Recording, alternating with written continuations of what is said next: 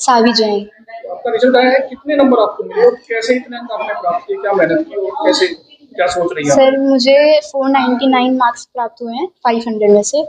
और इसके लिए स्ट्रैटेजी मैंने बहुत सिंपल रखी थी।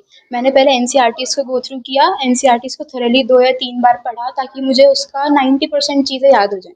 उसके बाद मैंने क्वेश्चंस की प्रैक्टिस करी, जैसे पिछले साल के पीवाईक्यूज़ हो गए या फिर कोई और क्वेश्चन बैंक्स हो गए, क्वेश्चन पेपर्स हो गए, सैम्पल पेपर्स हो गए, उन सब की प्रैक्टिस की। तो उस प्रैक्टिस से मुझे अपनी गलतियों का पता चला कि कहाँ-कहाँ मेरे वीक पॉइंट्स हैं, कौन-कौन से टॉपिक्स ऐसे हैं जो मुझे आते नहीं हैं, कम आते हैं या उनमें मेरी गलतियाँ हैं छोटी-सी भी।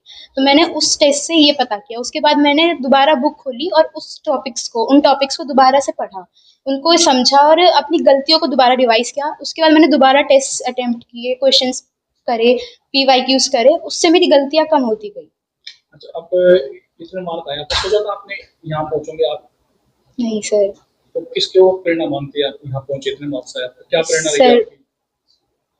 सर मेरे मम्मी-पापा, मेरे पेरेंट्स, मेरे teachers, principal ma'am, administrator sir और डायरेक्टर सर, सबने मुझे प्रेरणा दी है, सबने मुझे बूस्ट किया है, मेरा कॉन्फिडेंस बूस्ट किया है, मुझे ये प्रेरणा दी है कि मैं यहाँ तक पहुँच सकूँ। उन्होंने मुझे ये विश्वास दिलाया है कि मेरे अंदर कैपेबिलिटीज़ हैं। आपके विद्यालय की 2 बच्ची और उन्होंने इतने मार्क प्राप्त किए थे, जी तो सर। था आपको भी आप उस लक्ष्य को प्राप्त कर जी पाओगे? सर।